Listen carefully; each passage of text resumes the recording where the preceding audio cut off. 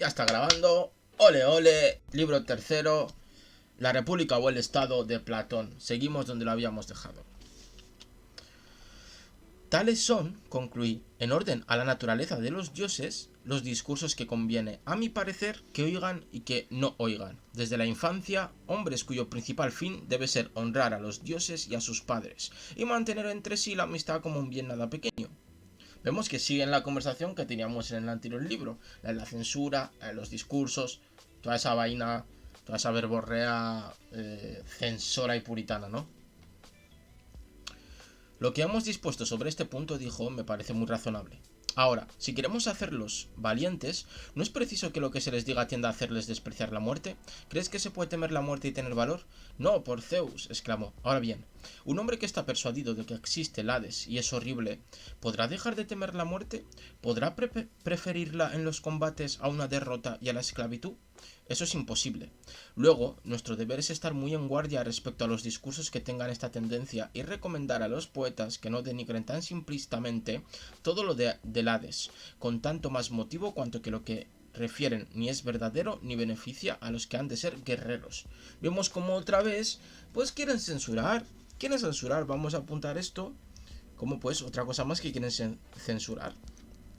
Es decir, quieren obligar a que los poetas, pues en vez de explicar realmente lo que es el Hades o intentar banalizarlo, pues que expliquen que el Hades pues es algo muy serio y que los jóvenes deberían de temer. Sin duda, asintió. Borremos pues de sus obras, dije yo, todos los versos que siguen comenzando por los siguientes, y ahora expone un ejemplo de verso. Yo preferiría la condición de labrador al servicio de un hombre pobre, que viva del trabajo de sus manos, a reinar sobre la multitud toda de los muertos. Y estos, se mostraría a las miradas de los mortales y de los inmortales esta estancia de tinieblas y de horrores, aborrecida por los dioses mismos. Y después, ay de mí, en las estancias de Hades aún nos queda un alma y una imagen, pero privada de todo entendimiento. Y también, él solo piensa, los demás son sombras errantes. Y estos, su alma, al salir del cuerpo, voló al Hades, llorando su destino y echando de menos su virilidad y su juventud. Y también, su alma, como el humo, se sume bajo la tierra dando gemidos. Y en fin, como los murciélagos que en el fondo de un antro sagrado revolotean dando chillidos cuando uno de ellos ha caído de la roca y se enganchan los unos a los otros, así ellas se iban dando gemidos. Aquí pone varios ejemplos de versos que tienen que ver con el Hades, o que intentan explicar lo que es el Hades. Conjuremos a Homero y a los demás poetas a que no lleven mal que borremos de sus obras estos pasajes y otros semejantes. No es porque no sean muy poéticos y que no halaguen agradablemente el oído del público, pero cuanto más bellos son, tanto son más peligrosos para los niños y para los hombres que, destinados a vivir libres, deben preferir la muerte a la servidumbre. Tienes razón. Borremos también estos nombres odiosos y formidables, Decócito, Estigia, Infiernos, Manes y otros semejantes, que hacen temblar a los que los oyen. Quizá tienen su utilidad para otro objeto, pero es de temer que el terror que ellos inspiran enfríe y debilite el valor de nuestros guardianes. Este temor es muy fundado, dijo. ¿Lo suprimes, pues? Sí, vemos aquí como otra vez intentan censurar, porque según aquí Sócrates, pues estos versos crean temor en los soldados y entonces los soldados tendrían miedo a la muerte y por lo tanto dejarían de ser valientes, ¿no? Entonces no irían a la guerra o en la guerra no se comportarían como verdaderos soldados. Y ¿nos serviremos lo mismo en la conversación que en poesía de expresiones enteramente contrarias? Evidentemente. ¿Quitaremos igualmente esas lamentaciones y sollozos que se ponen en boca de los grandes hombres? Es una consecuencia necesaria, convino, de lo que acabamos de decir. Veamos antes si la razón autoriza o no esta supresión, seguí. ¿No admitimos que el hombre de bien no mirará como un mal la muerte de un amigo semejante a él? Es cierto, lo admitimos. ¿No llorará, por consiguiente, por él como si le hubiera sucedido una desgracia? No, ciertamente. Digamos igualmente que ese hombre se basta a sí mismo para vivir bien, y que tiene sobre los demás hombres la ventaja de no necesitar de nadie para ser dichoso. Nada más cierto, dijo. Luego, no será para él una desgracia perder un hijo, un hermano, riquezas o cualquier otro bien de esta naturaleza. Cuando esto le suceda, no se lamentará, sino que lo soportará con toda la paciencia posible. Sin duda. Luego, con razón suprimimos en los hombres ilustres las lamentaciones y las reservamos a las mujeres, y no a las más dignas entre entre ellas, así como a los hombres viles, puesto que queremos que los que destinamos para guardar nuestro país se avergüencen de semejantes debilidades. En esto obramos perfectamente, dijo. Conjuremos una vez más a Homero y a los demás poetas para que no nos representen a Aquiles, el hijo de una diosa, y ahora pone unos versos que se supone que representan a Aquiles, tan pronto echado sobre el costado, tan pronto boca arriba o boca abajo sobre la tierra, tan pronto errante, presa del dolor, sobre la ribera del mar estéril. Ni tomando el polvo negruzco con dos manos y cubriéndose con él la cabeza, o llorando y gimiendo, ni a Príamo, rey casi igual a los dioses, suplicando y revolcándose por el estiércol y llamando uno tras otro a cada uno por su nombre. También le suplicamos que no nos representen a los dioses llorando y exclamando: ¡ay de mí, cuán lamentable es mi suerte! Madre desgraciada de un héroe. Y si no respetan a los demás dioses, que no tengan al menos el atrevimiento de poner en la boca del más grande de ellos estas palabras: ¡ay de mí! Veo con sentimiento a un mortal que me es querido, huyendo alrededor de las murallas. Mi corazón está turbado. Y en otro pasaje: desgraciado de mí, he aquí el momento en que Sarpedón, el mortal que más quiero, va por la voluntad del destino a perecer en manos de Patroclo el Meneciada. Vemos como siguen poniendo ejemplos de ¿cómo se llama? Pues de versos que se supone que denigran o humanizan a los dioses, y ellos piensan que no debería ser así porque humanizar a los dioses los acerca demasiado a nosotros y el pueblo dejaría de tenerles miedo. Es decir, que vemos que intentan utilizar la poesía, la historia, la mitología para uso pues personal o ilegítimo, ¿no? ¿Por qué, mi querido Adimanto, si nuestros jóvenes toman en serio esta clase de historias y si no se burlan de todas estas debilidades como indignas de los dioses, les será difícil creerlas indignas de sí mismos, puesto que de todas maneras no son más que hombres, no se avergonzarán de tales acciones y discursos, y a la menor desgracia que les suceda, se abandonarán cobardemente a los gemidos y a las lágrimas sin vergüenza ni entereza. Nada más cierto que lo que dices, asintió. Acabamos de ver que no debe ser así y debemos atenernos a las razones expuestas mientras no se nos presenten otras mejores. Sin duda, no debe ocurrir, pero tampoco será conveniente que se sientan inclinados a la hilaridad. Una risa excesiva da lugar casi siempre a una alteración también violenta. Lo creo así, dijo. Luego no debemos consentir que se nos represente a los hombres grandes y menos aún a los dioses dominados por una risa que no puedan contener. Es decir, que también se censure la comedia, todo aquello que provoque, que traiga humor, todo eso debe ser censurado ipso facto, ¿vale? Porque demasiado humor pues violentaría a los hombres, madre mía, oh Dios mío, oh Dios mío. Seguimos. Y no aceptaremos a Homero cosas como esta. Una risa inextinguible estalló entre los dioses cuando vieron a Hefesto agitarse cojeando. Esto, según tu razonamiento, es inadmisible. Si tú dices que es mío, dijo, sea, no hay que admitirlo. Sin embargo, la verdad tiene derechos, que es preciso respetar. Porque, si no nos engañamos cuando dijimos que la mentira nunca es útil a los dioses, pero que lo que es algunas veces a los hombres, cuando se sirven de ella como de un remedio, es evidente que su uso solo puede confiarse a los médicos y no a todo el mundo indiferentemente. Es evidente, dijo. Solo a los magistrados supremos pertenece el poder mentir a fin de engañar al enemigo o a los ciudadanos para bien de la república. Vemos que aquí que ya se explica que solo aquellos que son magistrados pueden mentir con un bien mayor, ¿no? Simplemente es, no, esto lo hago por un bien mayor.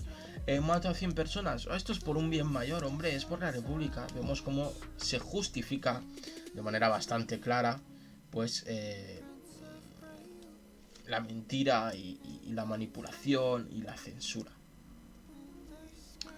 La mentira no debe nunca permitirse a los demás hombres, y así diremos que un particular que engaña al magistrado es tanto más culpable que un enfermo que engaña a su médico, que un atleta que oculta al maestro encargado de su formación las disposiciones de su cuerpo, y que un marinero que disimula al piloto el estado de la nave y de sí mismo o del resto de la tripulación. Es muy cierto, dijo.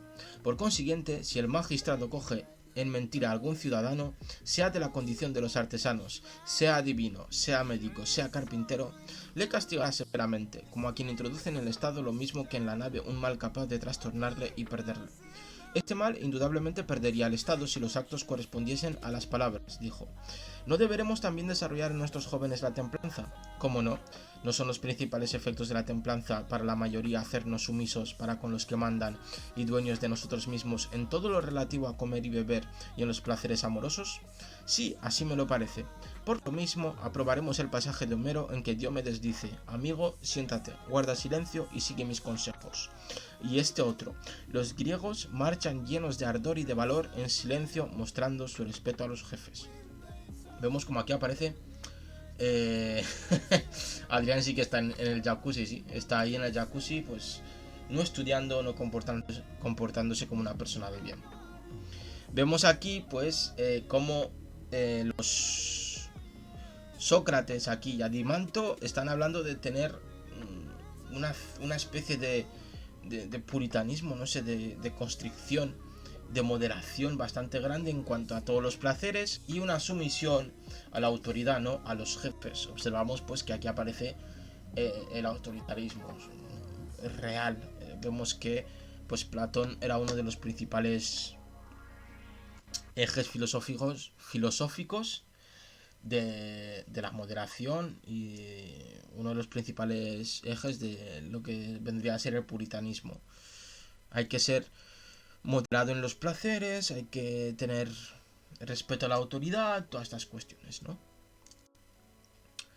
Y todos los demás pasajes semejantes a los que hemos leído anteriormente los aprobaremos. Diremos lo mismo de estas palabras: borracho, que tienes los ojos de un perro y el corazón de un ciervo. Y lo que sigue, así como todas las injurias que los poetas y los demás escritores ponen en boca de los inferiores en contra de los superiores, esos no están bien. ¿Ves lo que hemos dicho anteriormente? Vemos como quieren censurar todo aquello que pues luche contra la autoridad, todo aquello que alabe o ponga de manera bella en versos, en historias, el ir borracho, el dejarse llevar por los placeres, ¿no? Ellos buscan una especie de moderación puritana, pues que me está dando un poquito de asquete. Semejantes discursos no son a propósito, creo, para inspirar moderación a nuestros jóvenes, aunque si les inspiran algún deleite no debe sorprendernos. ¿Qué piensas? Pienso como tú, respondió. ¿Pero qué? Cuando Homero hace decir al sabio Ulises que nada le parecía más bello que mesas cubiertas de pan y carne y un escanciador sacando el vino de la crátera para llevarlo y derramarlo en las copas, ¿te parece apto para que el joven que lo oiga tenga autodominio? Y en otra parte, que la muerte más triste es perecer de hambre.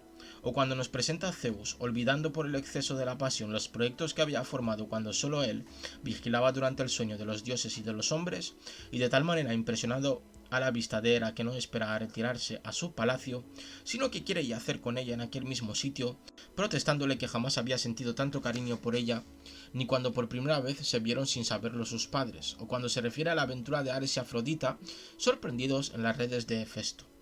Vemos cómo, pues, estos placeres, esta manera de entender el placer, pues se censura, según Sócrates y Adimanto, y se debe censurar para no llevar a los jóvenes a cuestiones como estas. Por lo tanto, todo lo que es referente a los dioses cuando se comportan de manera no moderada, de manera no puritana, debe ser censurado para que estos jóvenes no sientan la atracción hacia los placeres, hacia el alcohol o hacia pues posiciones y actitudes no moderadas.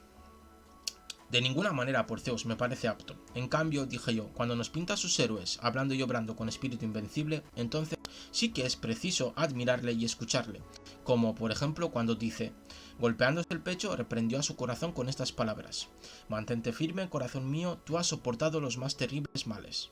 Sí, ciertamente, asintió. Tampoco debe consentirse que nuestros hombres sean ansiosos de riqueza, ni que se dejen corromper por presentes. No, sin duda. Que no se cante delante de ellos que los presentes ganan a los dioses, ganan a los reyes venerables. Es decir, que tampoco se debe de alabar pues el enriquecimiento y también el enriquecimiento ilícito. En eso estoy de acuerdo, pero en cuanto al enriquecimiento ilícito me refiero, pero en todos los demás pues yo creo que descarrilan, ¿no? Esa presuntuosa, no sé, moderación puritana pues da un poquito de asquete. Y que no se tenga por sabio el consejo que Fénix ayo de Aquiles dio a este, diciéndole que socorriera a los aqueos si le hacían presentes y que les guardara resentimiento si no se los hacía. También nos negaremos a creer y confesar que Aquiles haya sido codicioso hasta el punto de recibir presentes de Agamenón y de no entregar un cadáver hasta no haber recibido el rescate. Tales hechos no son dignos de alabanza, dijo. Me abstengo de decir por respeto a Homero que es una impiedad atribuir tales hechos a Aquiles y haber dado crédito a que los otros antes que él habían publicado. Otro tanto digo de las amenazas que este héroe dirige a Apolo. Tú me has engañado, arquero, el más funesto de los dioses, yo te castigaría si tuviera poder para ello. Pues también si recordamos la gran película de Aquiles, o si... La gran película de Aquiles, no, la de Troya, ¿no? Que me parece que sale Brad Pitt. Ahí sí que se ve como Aquiles, pues no le importaba injuriar a Apolo, porque se ve que en esa película, no os hago ningún spoiler porque la peli es ultra vieja, cuando llega a Troya, que Troya, si no me equivoco, reza al dios Apolo, lo primero que hacen es ir a los templos a quemar a los dioses, y el propio Aquiles reta a Apolo, y pues eso se ve en la película, por si la queréis ver, la verdad es que mola bastante, es bastante entretenida. Y vemos aquí que eso también debe ser eliminado según Sócrates y Adimanto. Así que seguimos con la censura. Apuntar bien en el cuaderno todo aquello que debe ser eliminado, porque luego tendremos que ir a Twitter y hacer hashtag Twitter censura, ¿vale? Y de su resistencia frente a un dios, el río Janto, contra el que estaba dispuesto a batirse, y de lo que dijo con ocasión de su cabellera, que estaba consagrada a otro río, el Esperqueo. Al héroe Patroclo quiero darle mi cabellera. No es creíble que haya hecho eso cuando murió Patroclo, ni que haya arrastrado el cadáver de Héctor alrededor de la tumba de aquel, ni que haya inmolado y hecho quemar en la hoguera a troyanos cautivos. Sostendremos que nada de esto es cierto, y no consentiremos que se haga creer a los nuestros que Aquiles, el hijo de una diosa y del sabio Peleo, y descendiente este en tercer grado de Zeus, Aquiles, el discípulo del sapientísimo Quirón, haya tenido un alma tan desarreglada que se dejara dominar por dos pasiones tan contrarias, como lo son una miserable avaricia y un orgullo que le llevaba a despreciar a los dioses y a los hombres. Observamos aquí cuál es el proceso de censura.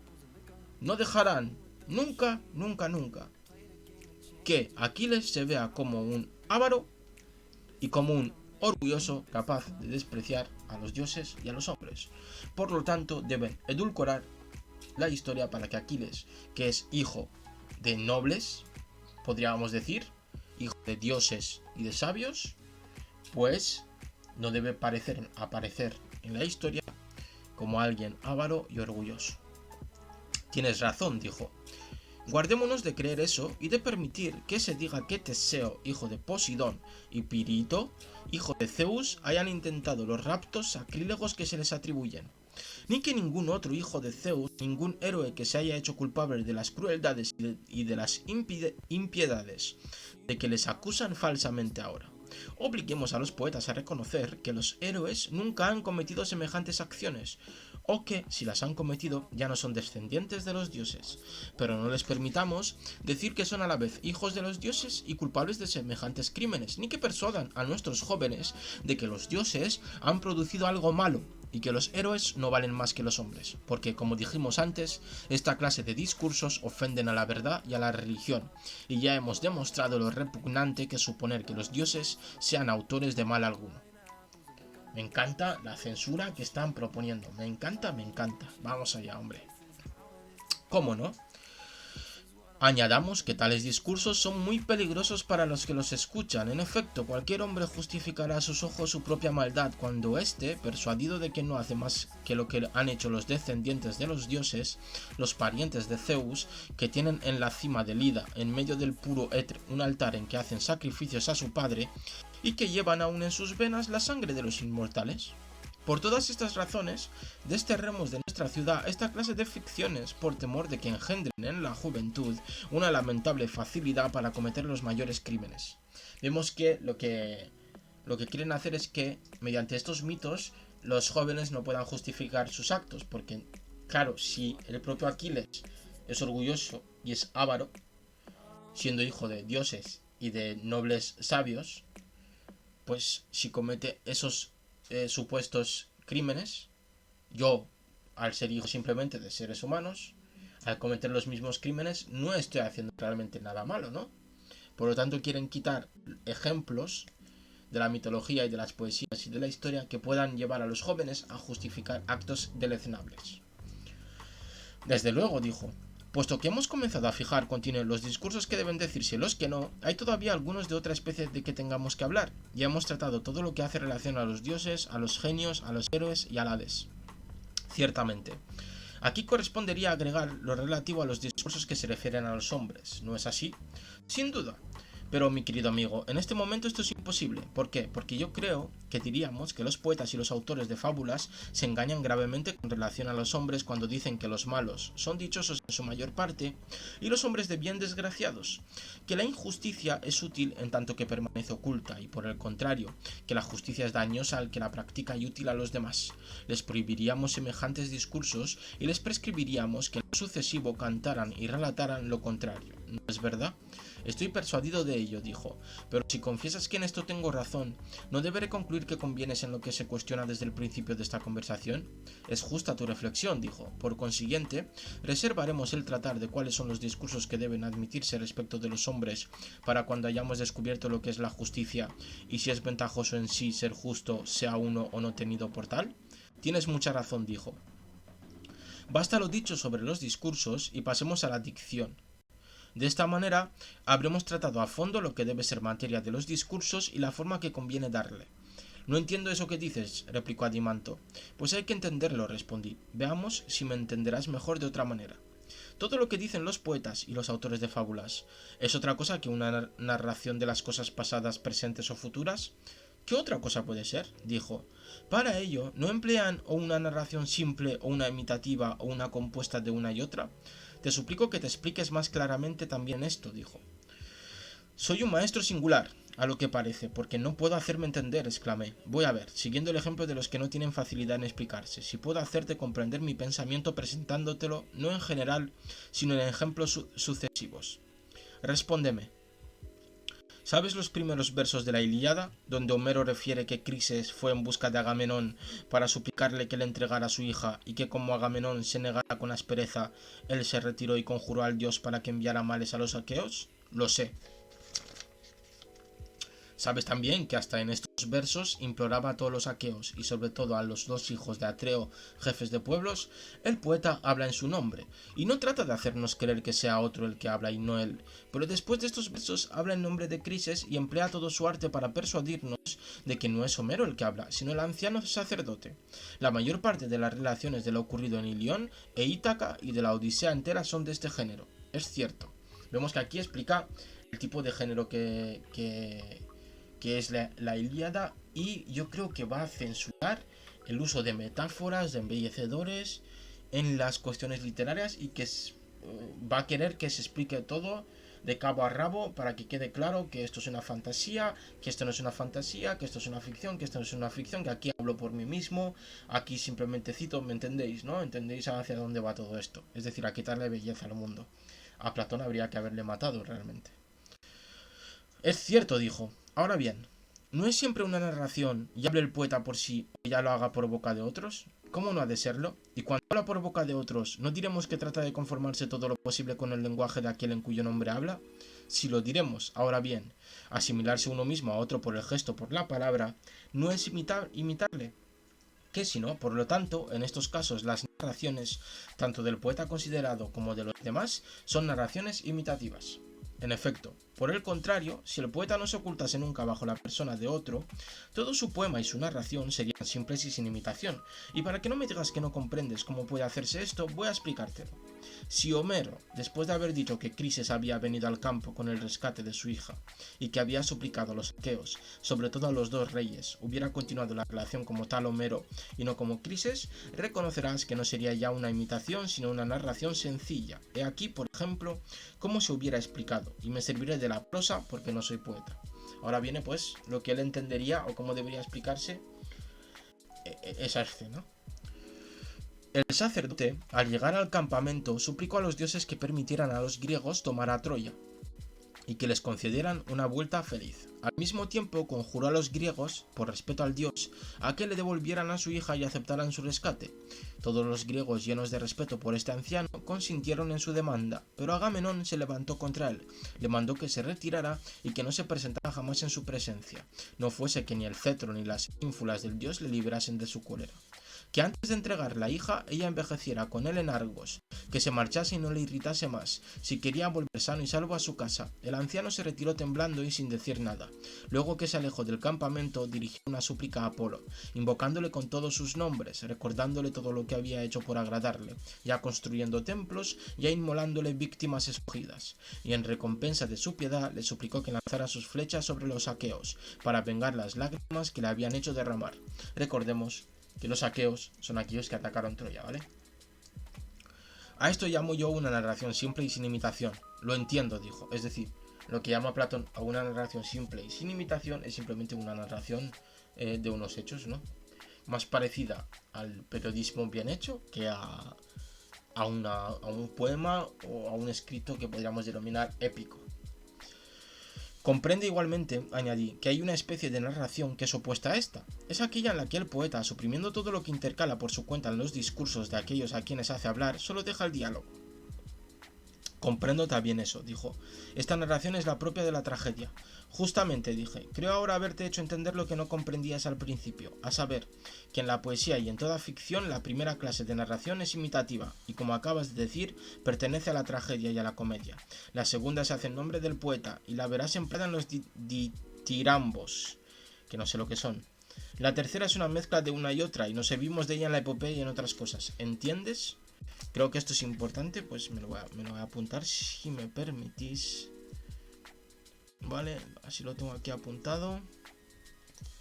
Porque nos explica, pues, nos clasifica lo que él entiende por varios tipos de narraciones o de discursos escritos. Sí, entiendo lo que querías decir, asintió. Recuerda también lo que dijimos antes, que después de haber establecido lo que se debe decir, nos faltaba examinar el modo de decirlo. Es decir, ya no solo se trata de censurar lo que debe decirse, sino cómo se debe decir. Lo recuerdo. Quería decirte que necesitábamos discutir juntos si hemos de dejar a los poetas la libertad de servirse de narraciones puramente imitativas o de unas y otras a la vez, y qué reglas les prescribiremos para esta clase de narraciones o si les prohibiremos toda imitación. Adivino tu intención, dijo. ¿Quieres ver si admitiremos o no la tragedia y la comedia en nuestro estado? Quizá, dije yo, y acaso algo más. En este momento no lo sé aún, pero iré a donde el soplo de la argumentación me lleve. Bien dicho, señaló. Examina ahora, mi querido Adimanto, si será conveniente que nuestros guardianes sean imitadores o no.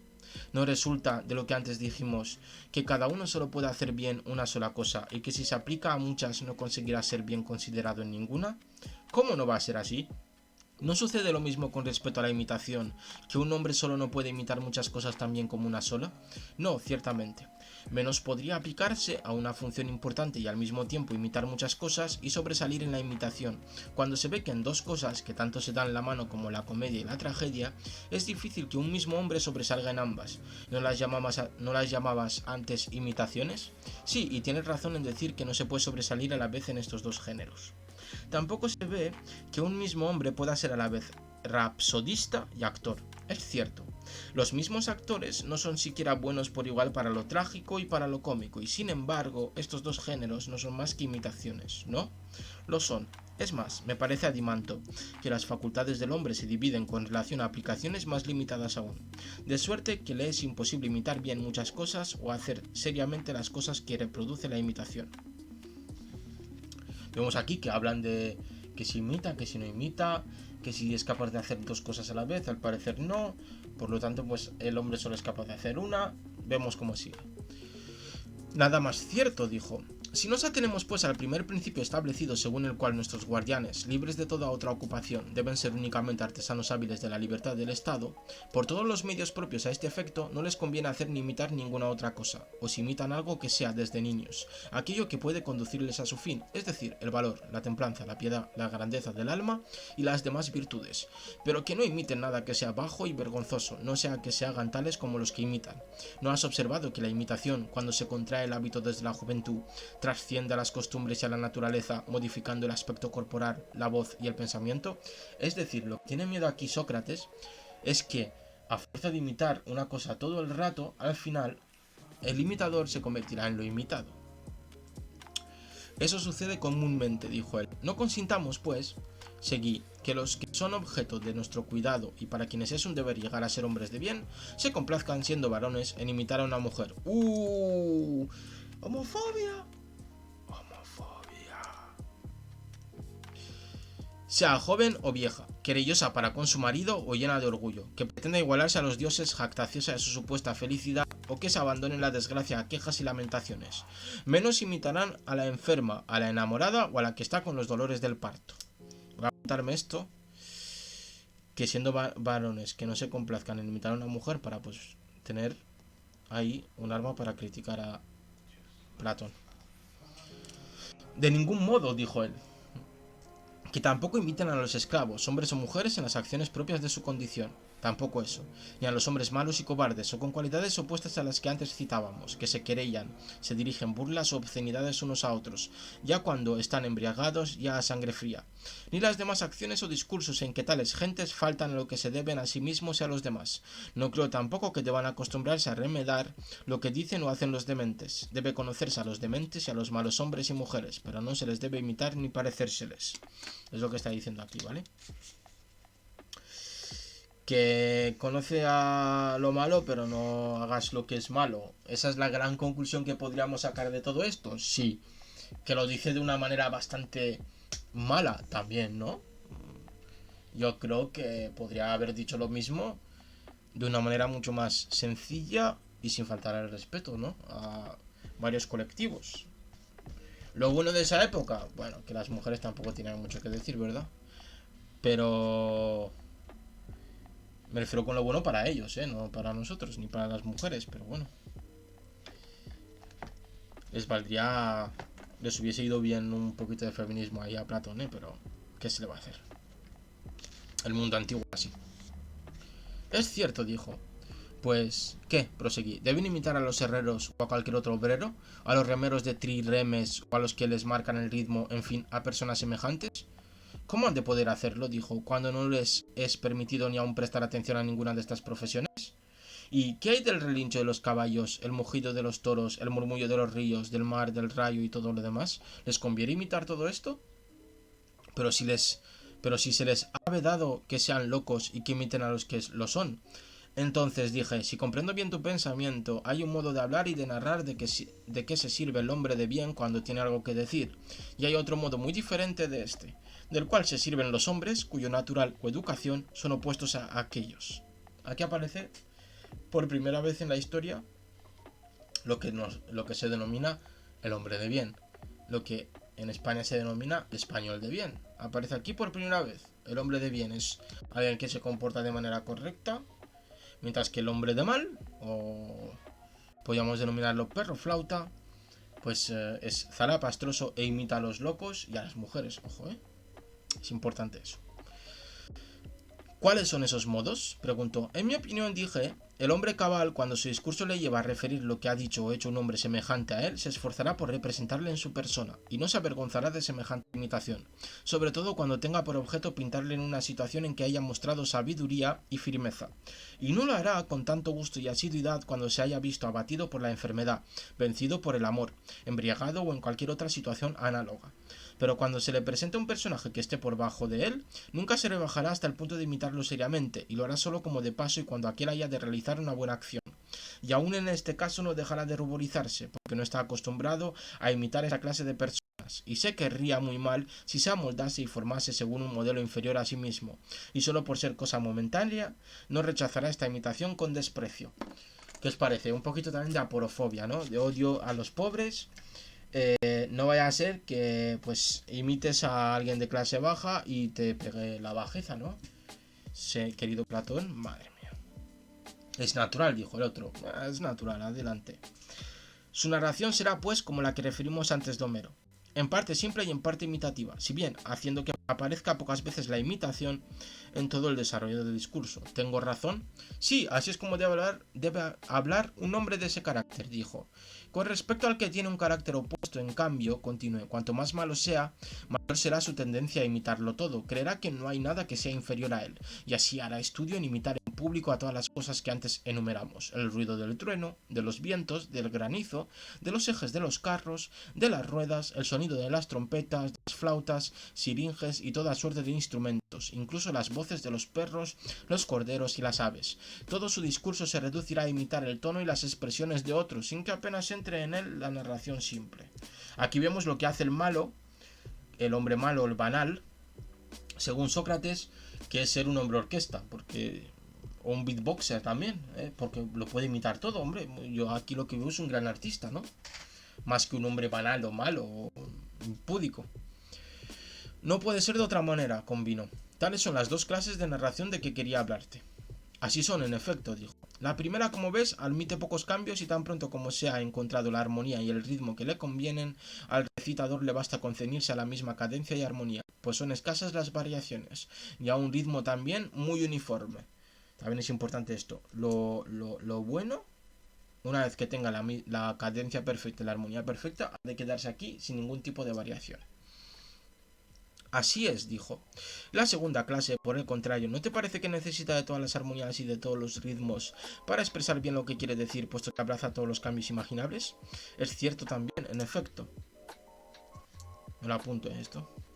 Pero ¿acaso todos los poetas y en general los que refieren a alguna cosa no emplean ya una y a otra de estas narraciones o las mezclan? Forzosamente, admitió. ¿Qué haremos en este caso?, pregunté. ¿Daremos cabida en nuestro estado a estas tres clases de narraciones o solo admitiremos una u otra de las simples o la mixta? Si ha de vencer mi opinión, dijo, nos atendremos a la imitación simple, hecha para representar al hombre de bien. Es decir, que en nuestro estado, en el estado de Sócrates, solo puede haber una narración. Una. Que es la narración simple, la única que representa a los hombres de bien. Sí, pero mi querido Adimanto, la narración mixta es también muy grata, pero la narración opuesta a la que tú escoges es la que agrada más a los niños, a los que gobiernan a la juventud y al pueblo en general. Voy a ver un traguito de agua si nos importa aquí a mitad de libro, a mitad de capítulo, porque wow, eso está muy interesante.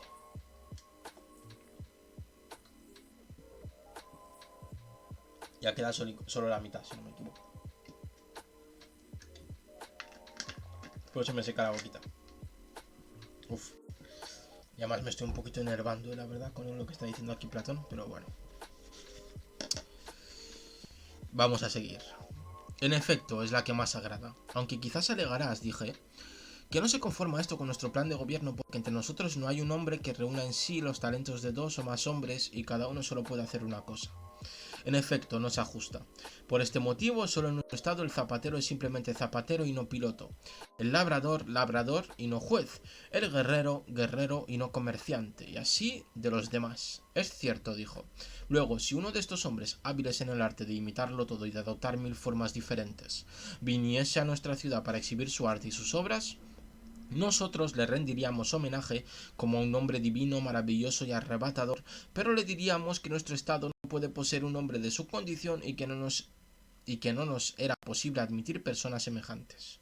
Le despediríamos después de haber derramado mirra sobre su cabeza y de haberla adornado con ínfulas de lana, y nos daríamos por contentos con tener un poeta recitador más austero y menos agradable, si bien más útil, que imitara el tono del discurso que conviene al hombre de bien, y siguiera escrupulosamente las fórmulas que hemos prescrito al trazar el plan de la educación de nuestros guerreros. Es decir, que a este hombre orquesta que aparecerá, pues le dirán, oh, bravo, bravísimo, eres top mundial, te damos las joyicas, te damos el dinero, pero fuera de la ciudad, y nosotros nos quedamos con nuestro estado, el estado que propone aquí Platón, pues se quedaría con los poetas, los historiadores más austeros y que sean útiles para educar a los más jóvenes, obviamente educarlos desde una perspectiva que mantenga el status quo, al parecer, es aquí lo que nos están diciendo.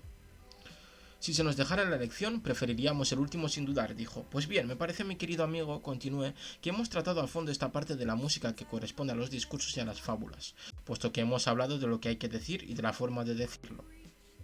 Soy de tu parecer, yo también, dijo. No resta hablar, proseguí, de esta otra parte de la música que corresponde al canto y a la melodía, ¿no? Sí, evidentemente. ¿Quién no ve desde luego lo que deberemos decir sobre este punto y qué reglas habremos de prescribir si seguimos nuestros principios? Entonces Glaucón, echándose a reír, dijo: No soy de este número, me temo, Sócrates, porque no podría decir con exactitud a qué debemos atenernos sobre esta materia, aunque lo entrevea confusamente. Por lo menos, repliqué, puede decirnos algo primordial, que la melodía se compone de 3 elementos: las palabras, la armonía y el ritmo. Esto es importante apuntarlo. Vemos aquí que según Platón, las melodías son estos 3 elementos: las palabras, la armonía y el ritmo. Ah, eso sí, dijo. En cuanto a las palabras cantadas, ¿no deben, como las no acompañadas de música, componerse según las leyes que hemos ya prescrito?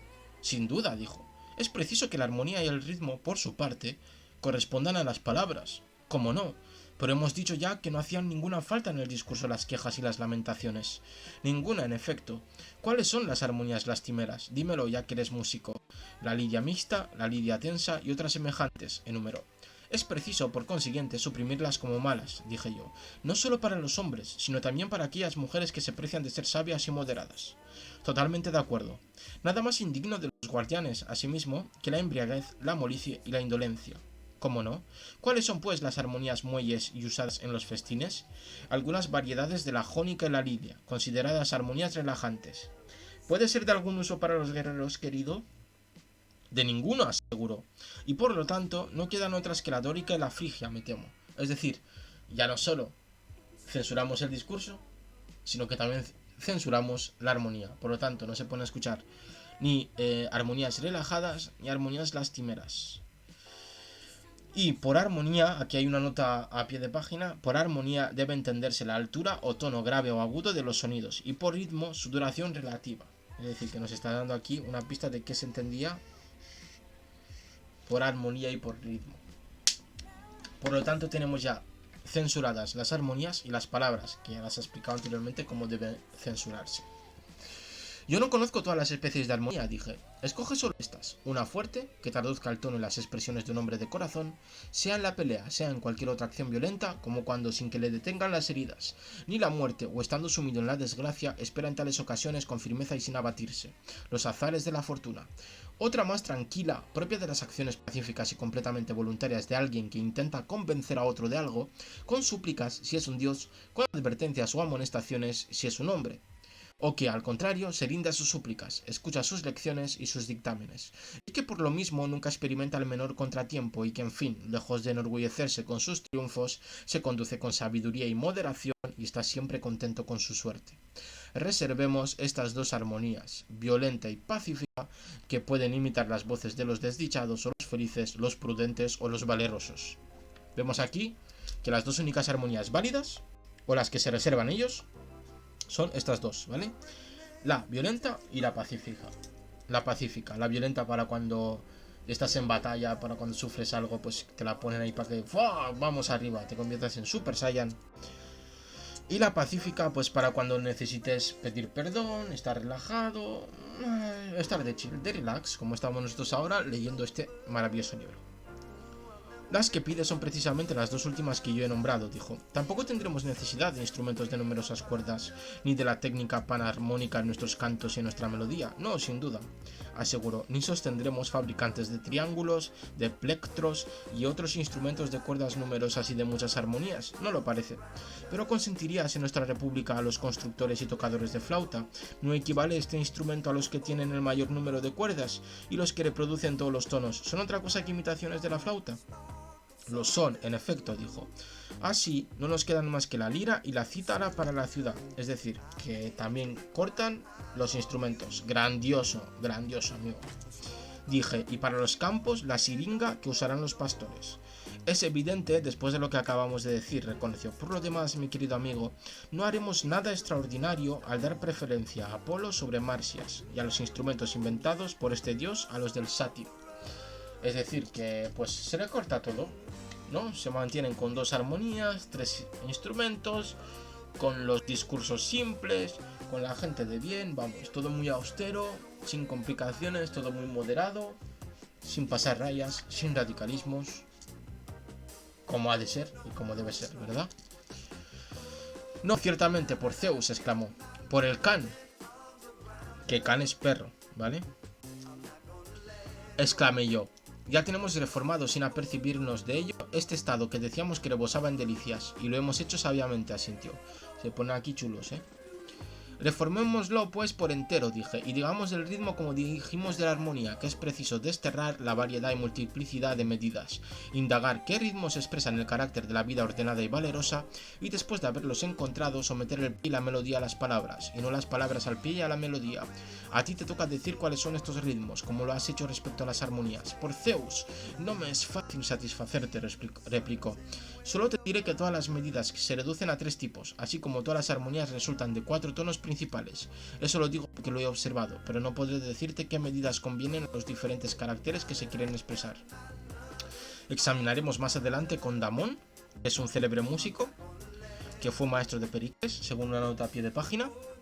¿Qué medidas expresan la bajeza, la insolencia, la demencia y otros defectos semejantes, así como las que convienen a las virtudes opuestas? Creo haberte oído hablar algo confusamente de cierto metro compuesto que llamaba enoplio, de un dáctilo y un heroico, y que componía no sé cómo, igualando la parte tónica con la átona y terminando en sílabas largas o breves. Además, formaba otro que llamaba yambo, a lo que creo y yo no sé qué otro, que llamaba troqueo, que se componía de largas y breves. Observé también que en algunas ocasiones aprobaba o condenaba tanto el metro como el ritmo mismo, o un no sé qué que resultaba del uno y del otro, porque no puedo decir con claridad lo que es. Pero dejemos este punto, como te dije antes, para discutirlo con Damón. Me parece que esta discusión exige mucho tiempo. ¿O piensas otra cosa? No me he enterado de este párrafo de nada. Creo que explica tipos de ritmos, ¿no? Y su cadencia y todo eso, y que lo hablarán con un músico que se llama Damón. Es lo único que he comprendido de toda esta conversación que han tenido, que ha sido rarísima, la verdad. Pero bueno, no pasa nada. Vamos a seguir. En absoluto, por Zeus, por lo menos podrás decirnos si se encuentra gracia ahí donde se encuentra la perfección del ritmo, y lo contrario ahí donde esta perfección falta. ¿Cómo no? Pero la perfección del ritmo sigue de ordinario a la belleza de las palabras y la aritmia a lo contrario, porque como dijimos antes, al hablar de lo armónico y lo inarmónico, el ritmo y la armonía están hechos para las palabras, y no las palabras para el ritmo y la armonía.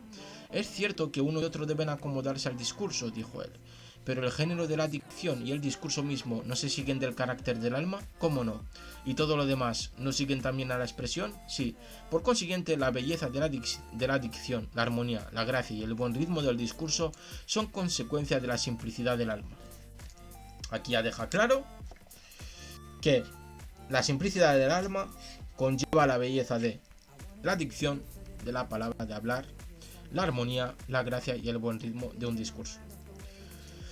Y no entiendo por esta palabra la estupidez como con el fin de suavizar la expresión se llama la necedad, sino que entiendo el carácter de un alma cuyas costumbres son verdaderamente bellas y buenas. Es cierto, dijo. Nuestros jóvenes no deben proponerse, pues, adquirir todas estas cualidades si quieren cumplir sus deberes.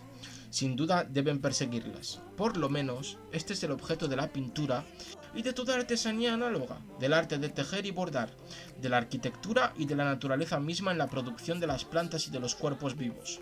La gracia o la falta de gracia se encuentra en sus obras, y así como la falta de gracia, de ritmo y de armonía se hermanan con el lenguaje grosero y el mal carácter, así las cualidades opuestas son la imagen y la expresión del carácter opuesto, sensato y bondadoso. Tienes toda la razón, dijo. No bastará, pues, que vigilemos a los poetas, obligándoles a que nos presenten en sus obras modelos de buen carácter o a no divulgarlas en absoluto. Será preciso que fijemos nuestras miradas sobre todos los demás artistas para impedir que copien en pintura, en arquitectura o en cualquier otro género la maldad, la intemperancia, la vileza o la fealdad.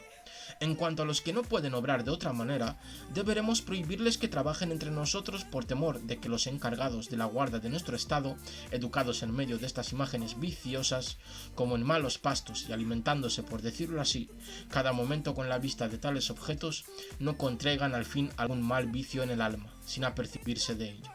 Nos interesa,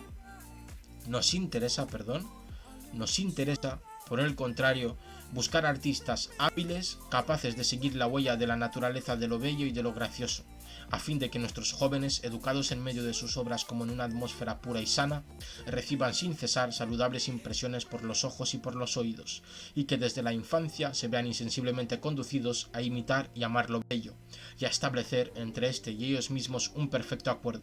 ¿No es así? Vemos aquí, pues como ya se especifica realmente qué es lo que quieren, qué es lo que desean para sus jóvenes.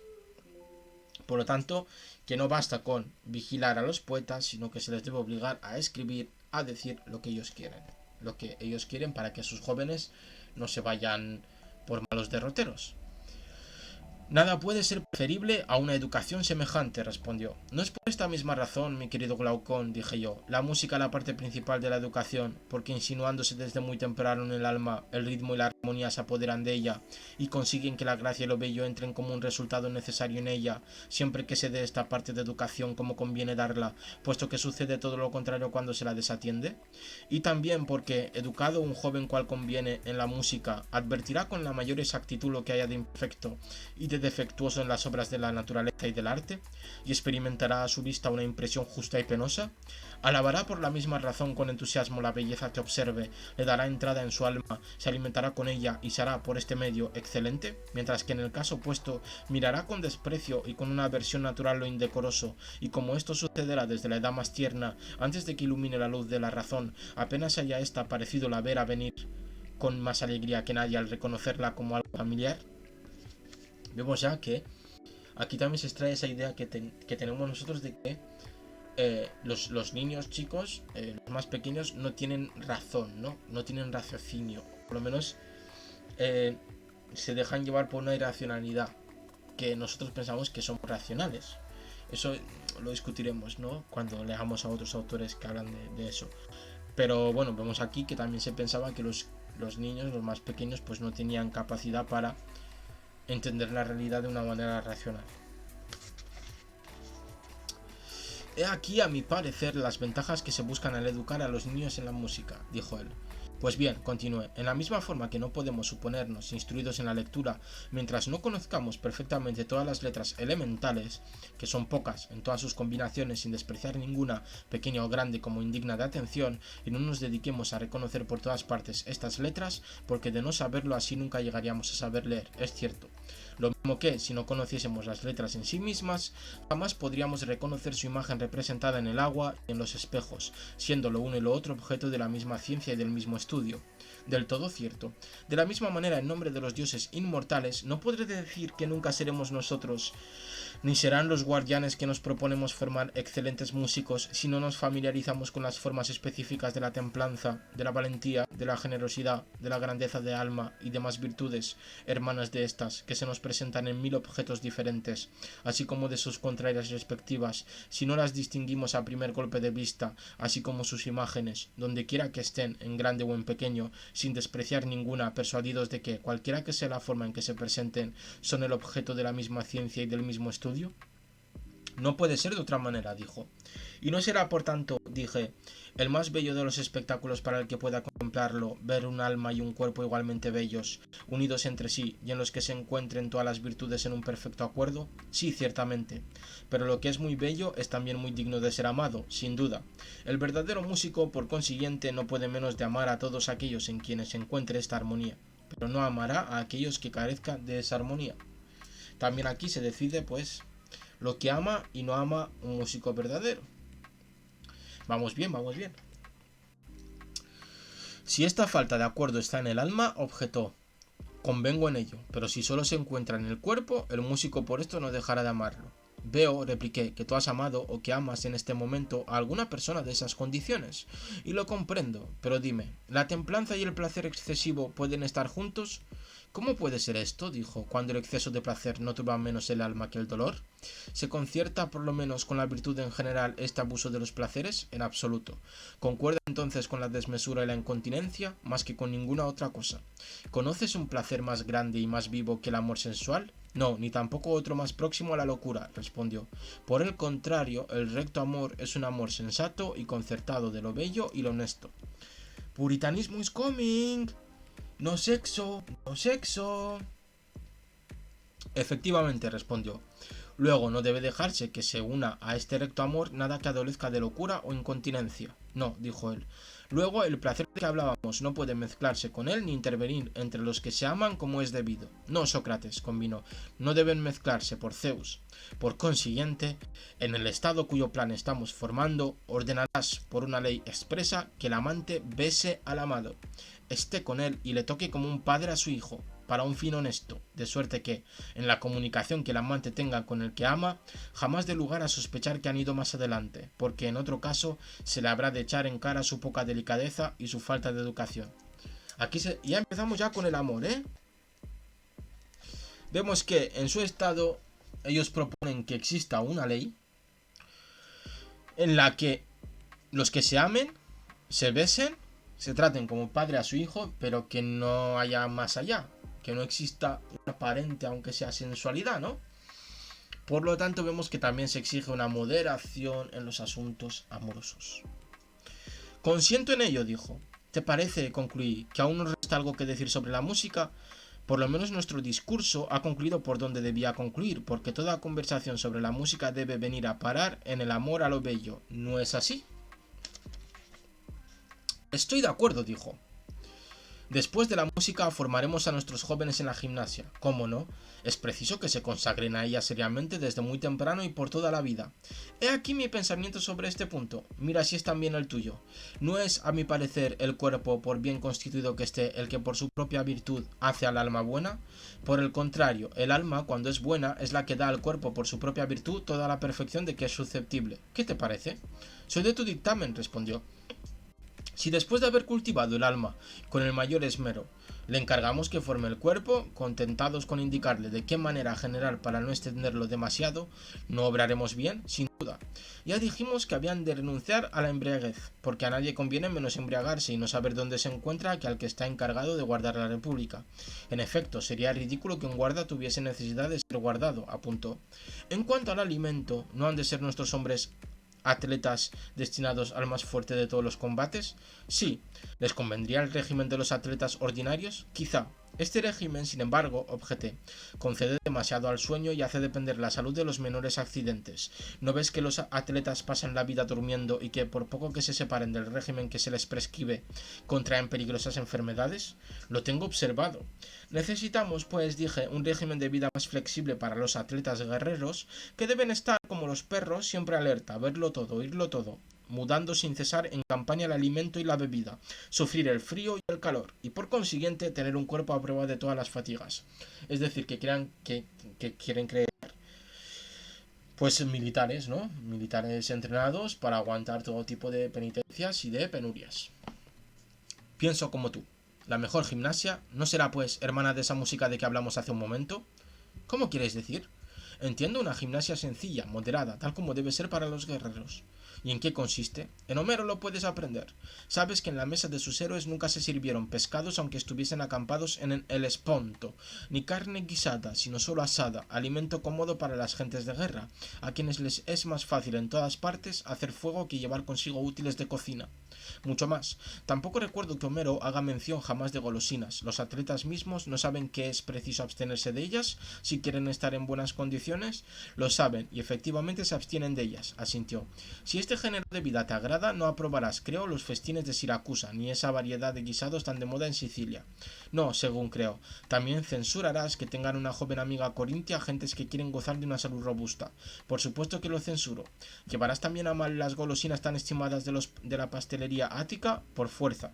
Puede entonces decirse con razón, creo, que ese género de vida y de manjares es respecto a la gimnasia lo que es para la música una melodía y un canto en que entran todos los tonos y todos los ritmos. Pues cómo no. ¿No vimos que ahí la variedad producía licencia y aquí engendra enfermedad? En la música la sencillez hace, en cambio, al alma continente. En la gimnasia hace al cuerpo sano. Es buena frase esta de ponerlo ahí en tu Instagram, ¿no? O de ponerlo ahí como bio de tu Twitter para encandilar, pues, a las personas y hacerte el intelectualoide. Es muy cierto, dijo.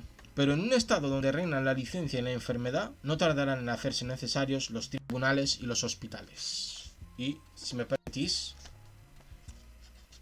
Voy a beber un traguito de agua con esto y me contáis qué os parece hasta ahora. Y recojo el tapón del boli que se me ha caído por jugar todo el rato con él.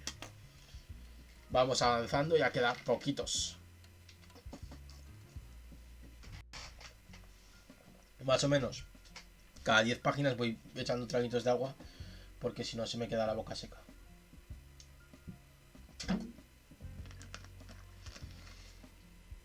La boquita seca. La boquita seca. Vamos a seguir. Y la jurisprudencia y la medicina se verán bien pronto honradas cuando un gran número de ciudadanos bien nacidos las cultiven con ardor. ¿Cómo no ha de ser así? ¿Hay en un estado señal más segura de una mala y viciosa educación que la necesidad de médicos y de jueces hábiles, no solo para los artesanos y pueblo bajo, sino también para los que se precian de haber sido educados como hombres libres? ¿No es cosa vergonzosa y una prueba insigne de ignorancia el verse forzado a acudir a una justicia extraña por no ser uno mismo justo y el convertir a los demás en dueños y jueces de su derecho? Nada más vergonzoso, convino. ¿No lo es aún mucho más, seguí, no solo pasar casi toda la vida litigando ante los tribunales, sino también dando muestras de bajeza de sentimientos, jactarse de ello y hacer alarde de ser injusto? Como si fuera bueno saber todas las trampas curiales y giros tortuosos, acudir a toda clase de subterfugios y escapar doblándose como el mimbre a fin de evitar el castigo, aun en asuntos intrascendentes, y todo esto se hace porque no se calcula que es infinitamente mejor y más decoroso conducirse de manera que no haya necesidad de acudir a un juez soñolento. Sí. Uy, perdón. Sí, eso aún es más vergonzoso, afirmó. Y lo será menos el acudir sin cesar al médico, proseguí, no en caso de heridas o de cualquier enfermedad producida por la estación, sino por tener el cuerpo lleno de humores y de vapores, como los pantanos, a causa de esa vida muelle que hemos descrito, obligando a los ingeniosos asclepiadas a inventar para tales enfermedades las palabras nuevas de flatulencias y catarros. Es cierto, dijo, que estas palabras son nuevas y estrambóticas, y desconocidas, en mi opinión, dije yo, en tiempos de Asclepio. Lo que me obliga a pensar así es que sus dos hijos, que se encontraron en el sitio de Troya y que se hallaron presentes cuando una mujer dio a Eurípilo, que estaba herido, una bebida hecha de vino de Pramno, de harina y de queso, cosas todas a propósito para engendrar inflamaciones, no reprendieron ni a esta mujer ni a Patroclo, curó la herida. Sin embargo, era una bebida bien extraña dado el estado del hombre, comentó. Juzgarás de otra manera, repliqué, si reflexionas que antes de Heródico los asclepiadas no conocían este método tan de moda hoy día, que consiste en conducir pedagógicamente las enfermedades. Heródico había sido maestro de gimnasia. Cuando se encontró valetudinario, hizo una mezcla de la medicina y la gimnasia, de que se sirvió primero para atormentarse a sí mismo y después para atormentar a muchos más. ¿Cómo? Inquirió. Procurándose una muerte lenta, respondí. Como su enfermedad era mortal y no podía curarla eternamente, se obstinó en seguirla paso a paso, despreciando todo lo demás, para consagrar a ella toda su atención, y siempre estaba devorado por la inquietud, a poco que se separara de su régimen, de suerte que, a fuerza de arte y de cuidado, llegó hasta la vejez, arrastrando una vida moribunda. Su arte le prestó un gran servicio, observó.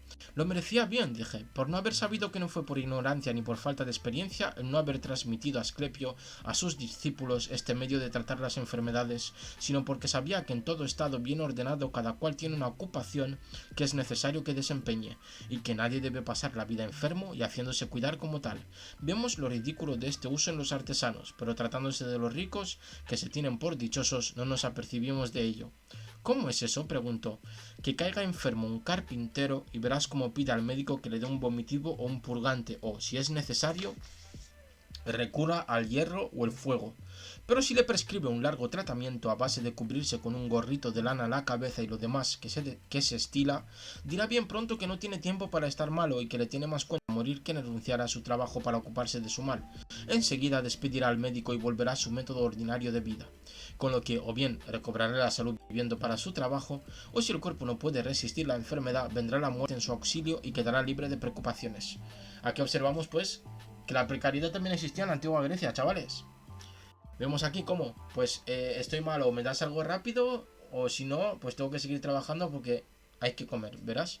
Pues bueno, las clases sociales que existían hace siglos y siglos. En efecto, dijo, ese modo de tratar las enfermedades parece convenir a esa clase de gentes. ¿Y acaso, dije yo, no es porque tienen un oficio y que sin trabajar no pueden vivir? Aquí tenemos al primer Marx de la historia. Claro, dijo. En cambio, el rico, según se dice, no tiene ninguna clase de tarea a la que no pueda renunciar sin renunciar a la vida. Eso es lo que se dice al menos. ¿Has oído pues lo que dice Focílides? Es preciso cultivar la virtud cuando se tiene con qué vivir. Creo que así debe hacerse, aún antes de tener con qué vivir.